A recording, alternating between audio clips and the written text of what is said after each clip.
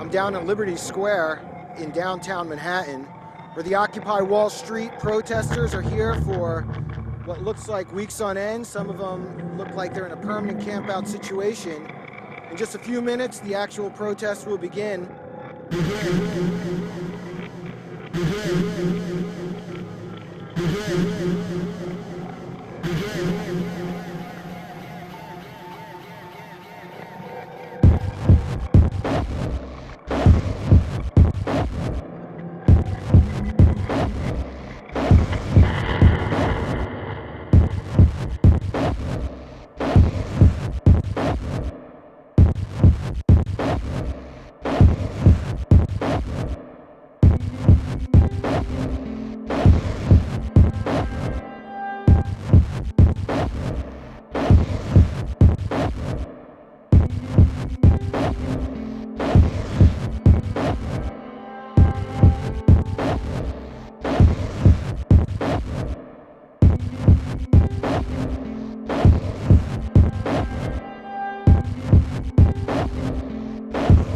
Anyone with eyes open knows that the gangsterism of Wall Street, financial institutions generally, has caused severe damage to the people of the United States and the world. And should also know that it has been doing so increasingly for over 30 years, as their power in the economy has radically increased, and with it their political power.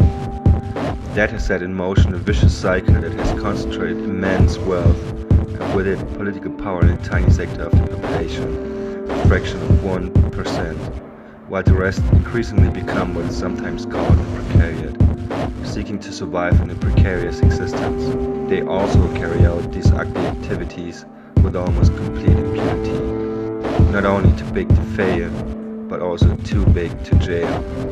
The courageous and honorable protests underway in Wall Street should serve to bring this calamity to public attention and to lead to dedicated efforts to overcome it and set the society on a more healthy course.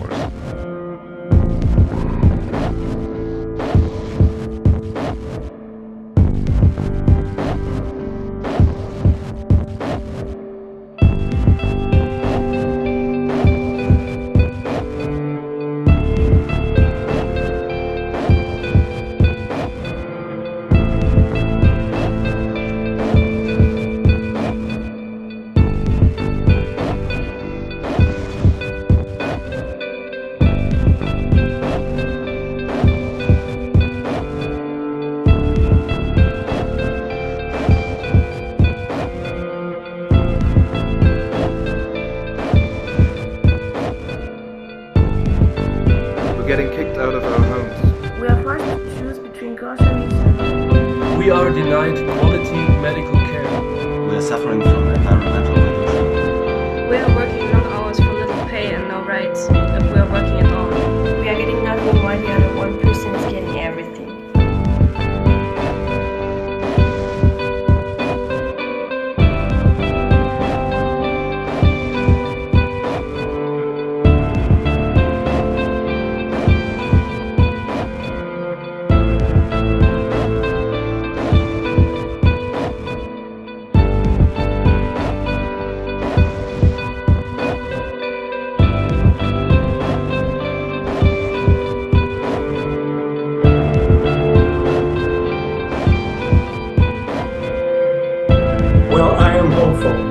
This needs to come. I have written so much about what's going on in the Middle East, the Arab Spring that hasn't bloomed, but it certainly is fervent and sustained and committed. Very impressive. It's going on across Europe. It's going on in Greece, in Spain, in Italy, in the UK, in Portugal, in Ireland, and other countries. It went on in Wisconsin, in America, last winter. Went on week after week after week. Heroic people took over the Capitol building in Madison, Wisconsin. They've been put down, but they're still committed, and they haven't given up. And even though they've lost so much, they're still planning coming back. Now this is the core issue. This is the most important issue of all. I wonder if the people in New York, in Chicago where I live, in San Francisco, in Los Angeles, in Dallas, in New Orleans, all over the country, dozens of cities across the country My home city of Boston, over 1,000 turned out. I think I heard 1,800. And it's just the beginning. They know enough about what's wrong to be out on the streets.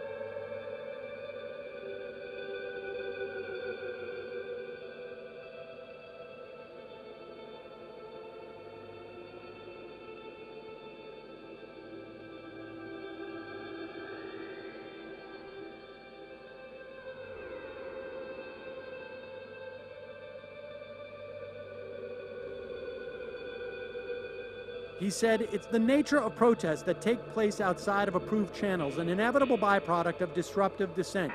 Those who are most vested in safeguarding and legitimizing establishment prerogatives, which by definition includes establishment media outlets, are going to be hostile to those challenges." As the virtually universal disdain in these same circles for WikiLeaks, and before that the Iraq War protest demonstrated, the more effectively adversarial it is, the more establishment hostility it's going to provoke.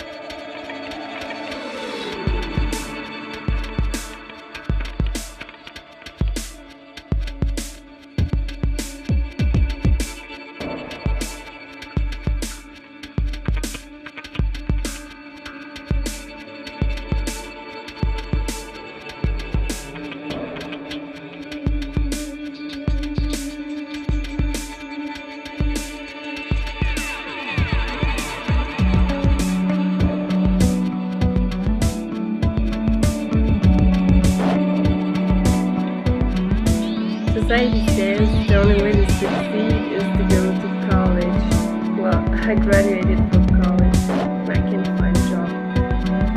I live at home, I have a lot of student loan debt. I'm feeling my self-worth plummet every day. I'm praying for things to improve so my life can begin. What saddens me the most is that everyone is in the same boat as you. I kind of feel forgotten, along with the other 99%. I'm a grad student, and I'm on my way to getting another degree so I can get a better job so I can pay off my $100,000 in student loans. I also have 3 kids, a wife, and at the moment a steady job. In the future, we are thinking about moving to Canada so our children can have health care.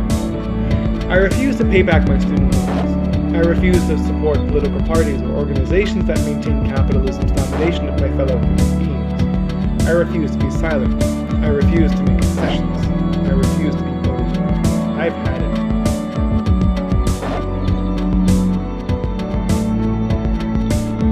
Working in my chosen profession, for which I accrued $120,000 of debt. I am one of the luckiest ones. 75% of my graduation class of 38 cannot find work. I am proud knowing that not a single one of us will stop trying to help others.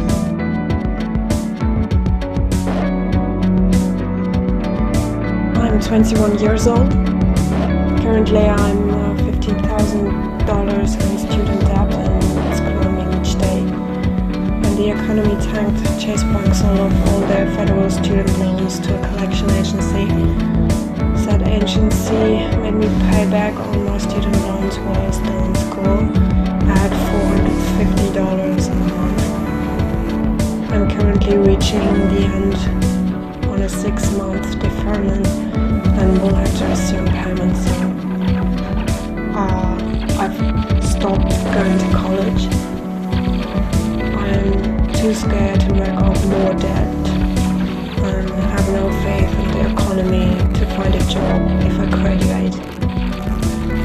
Currently I'm living with family and working at a diner part-time and minimum wage.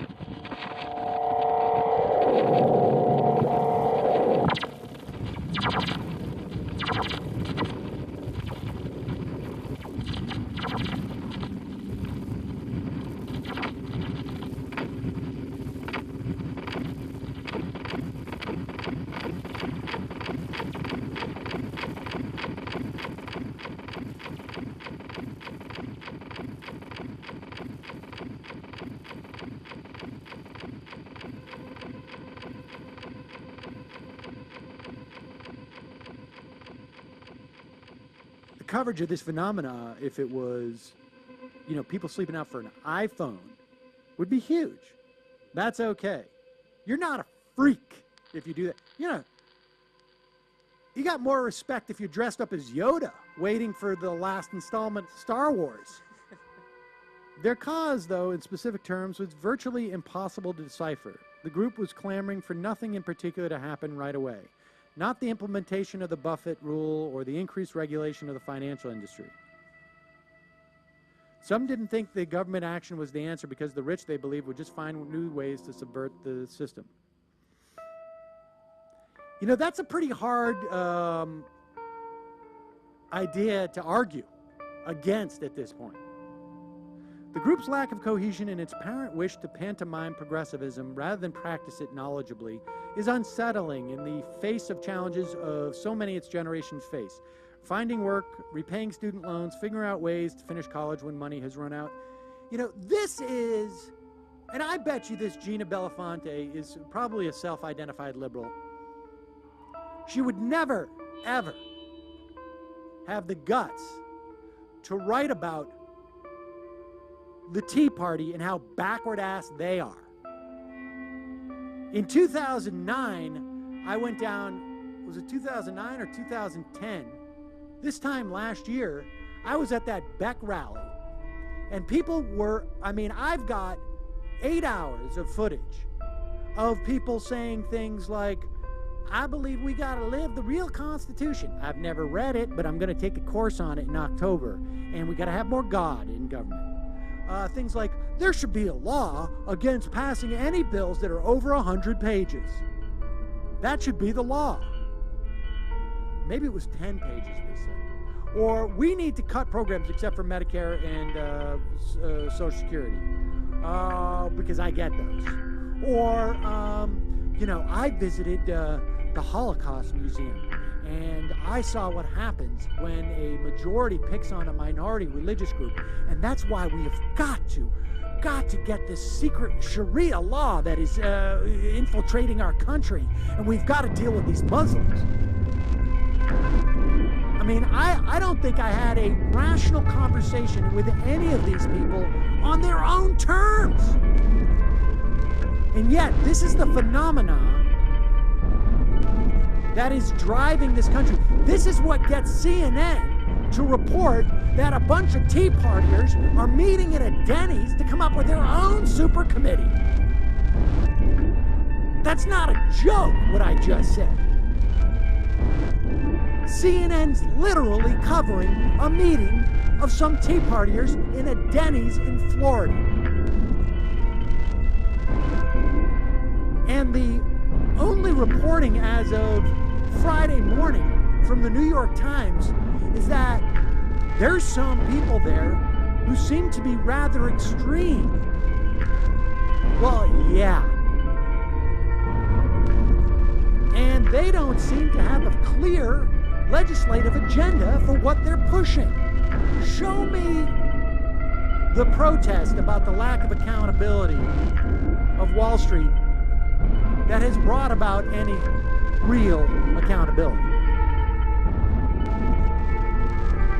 Show me the moves by government or by well-funded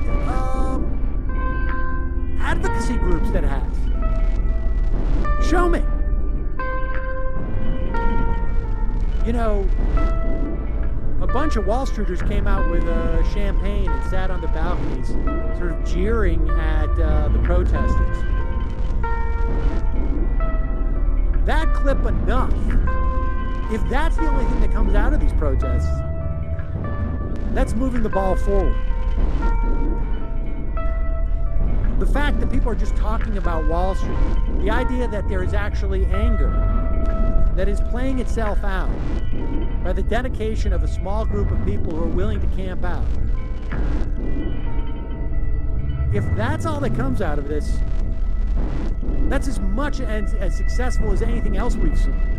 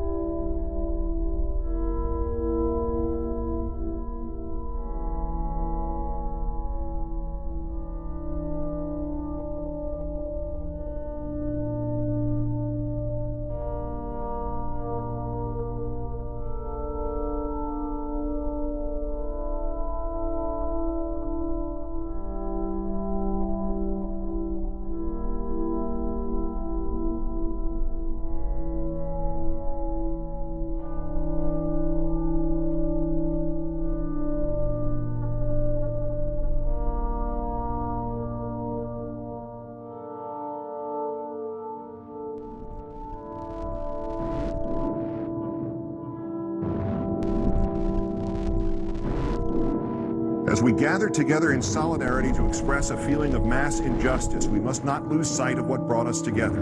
We write so that all people who feel wronged by the corporate forces of the world can know that we are your allies. As one people, united, we acknowledge the reality that the future of the human race requires the cooperation of its members, that our system must protect our rights, and upon corruption of that system, it is up to the individuals to protect their own rights and those of their neighbors, that a democratic government derives its just power from the people, but corporations do not seek consent to extract wealth from the people and the earth, and that no true democracy is attainable when the process is determined by economic power. We come to you at a time when corporations, which place profit over people, self-interest over justice, and oppression over equality, run our governance.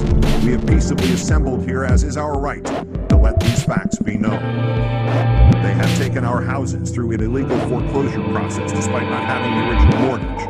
They have taken bailouts from taxpayers with impunity and continue to give executives exorbitant bonuses.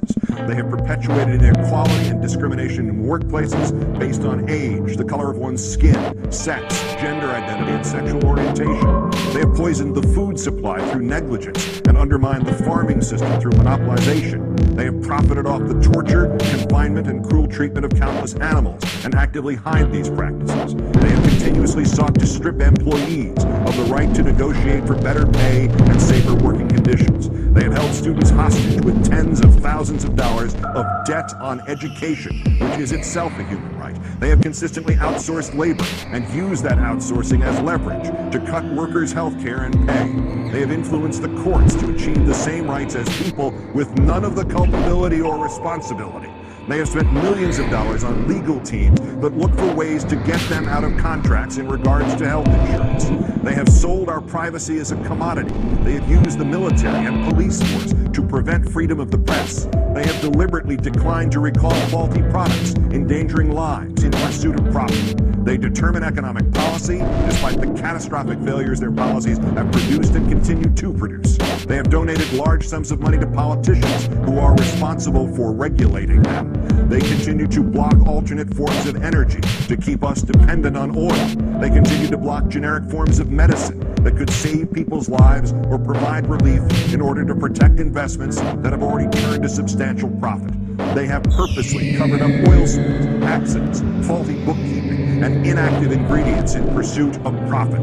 They purposefully kept people misinformed and fearful through their control of the media. They have accepted private contracts to murder prisoners, even when presented with serious doubts about their guilt. They have perpetuated colonialism at home and abroad. They have participated in the torture and murder of innocent civilians overseas. They continue to create weapons of mass destruction in order to receive government contracts. To the people of the world, we, the New York City General Assembly, occupying Wall Street and Liberty Square, urge you to assert your power, exercise your right to peaceably assemble, occupy public space, create a process to address the problems we face, and generate solutions accessible to everyone. To all communities that take action and form groups in the spirit of direct democracy, we offer support, documentation, and all the resources at our disposal. Join us and make your voices heard.